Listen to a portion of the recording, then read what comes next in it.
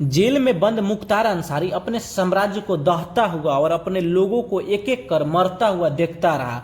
मुख्तार के साथ सिर्फ उसके अपराध खत्म नहीं हुए बल्कि इसके जरिए बनाया गया उसका साम्राज्य भी योगी आदित्यनाथ की सरकार में तहस नहस हो गया। यह देखने की वाली बात होगी कि अंसारी परिवार मुख्तार के बिना अपनी राजनीतिक पारी कैसे खेलता है। मोहम्मदाबाद की गलियों में यह चर्चा आम है कि क्या मुख्तार के सुपुत्र एक खाक होने के बाद अंसारी परिवार की सियासी साख भी मिट्टी में मिल जाएगी। यह चर्चा इसलिए हो रही है क्योंकि पिछले 3 दशक से मोहम्मदाबाद अंसारी परिवार का अवैध किला बना हुआ था। मुख्तार अंसारी का इंतकाल उस राजनीतिक दबदबे के खात्मे की शुरुआत हो सकती है। मुख्तार अंसारी एक ऐसा नाम था जिसका अपराध और सियासत में सिक्का 80 के दशक से लेकर साल 2017 तक चला। पूर्वांचल के ज्यादातर इलाकों में माफिया डॉन मुख्तार अंसारी की तुत्ती बोलती थी, लेकिन योगी सरकार ने मुख्तार अंसारी के आपराधिक साम्राज्य को मिट्टी में मिला दिया और उसकी मौत के साथ अंसारी परिवार का सियासी रसूख भी दरकने के कगार पे है। योगी राज में ही मुख्तार अंसारी को लंबित मामलों में सजा मिलनी शुरू हुई। सजाओं का ही खौफ था कि माफिया डॉन जेल की खिचकों के पीछे टूट गया और आखिरकार हार्ट अटैक से मर गया। मुख्तार के साथ सिर्फ उसके अपराध खत्म नहीं हुए बल्कि इसके जरिए बनाया गया उसका साम्राज्य भी योगी आदित्यनाथ की सरकार में तहस नहस हो गया। हजारों करोड़ों की संपत्ति जब्त हो गई। गाजीपुर मऊ से लेकर लखनऊ तक की संपत्तियों पर बाबा का बुलडोजर चला।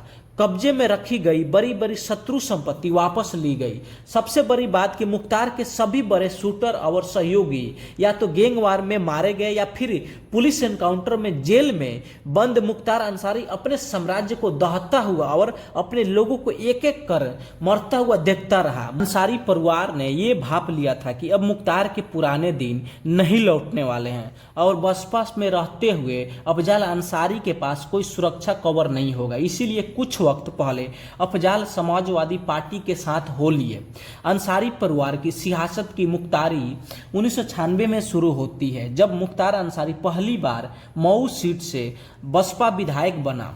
मायावती से संबंध खराब हुए तो 2002 में निर्दलीय से सीट जीता और 2003 में मुलायम सिंह यादव की सरकार के समर्थन में आ गया। मुख्तार अंसारी 2009 में बीजेपी के मुरली मनोहर जोशी के खिलाफ वाराणसी से लोकसभा का चुनाव लड़ा लेकिन हार गया।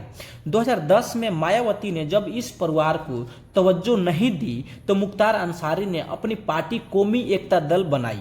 मुख्तार अंसारी अपनी पार्टी से मऊ से विधायक बना और भाई सिबगतुल्लाह मोहम्मदाबाद से विधायक बने। अखिलेश यादव ने 2016 में अंसारी परिवार से दूरी बनानी शुरू कर दी थी, जबकि मुलायम सिंह यादव और शिवपाल यादव चाहते थे कि कौमी एकता दल का समाजवादी पार्टी में विलय हो जाए और इस परिवार को मन मुताबिक उनके इलाके में सीटें दी जाए, लेकिन अखिलेश यादव ने इसका खुला विरोध किया, जिससे नाराज होकर 2017 में अंसारी परिवार बसपा के साथ चला गया। मुख्तार बसपा के टिकट पर घोसी से चुनाव लड़ा और विधायक बन गया। वही 2019 में अफजाल अंसारी गाजीपुर से बसपा के टिकट पर चुनाव लड़े और सांसद बने। अखिलेश यादव भी ज़्यादा देर तक इस परिवार का विरोध नहीं कर सके।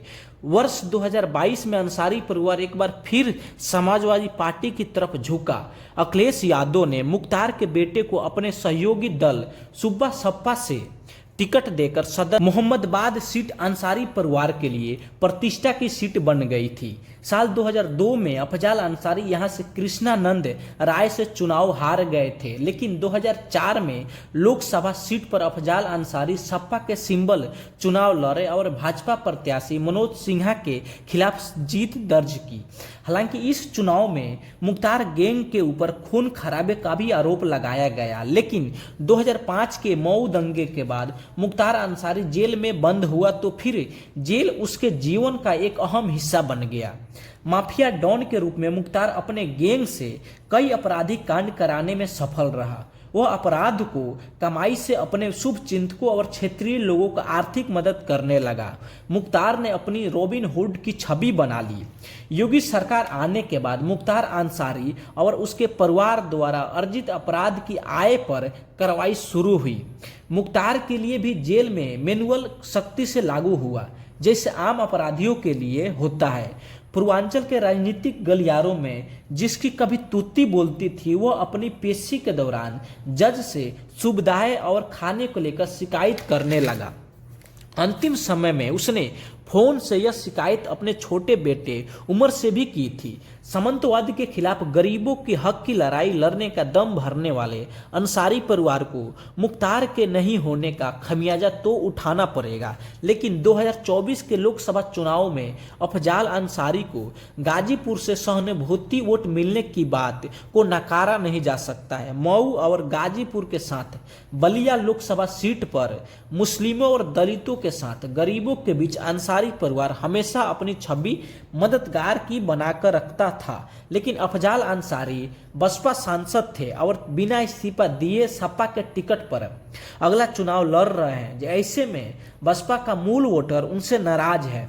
बसपा की गाजीपुर में अच्छा वोटर आधार योगी सरकार में अंसारी परिवार पहले ही आर्थिक रूप से कमजोर हुआ है।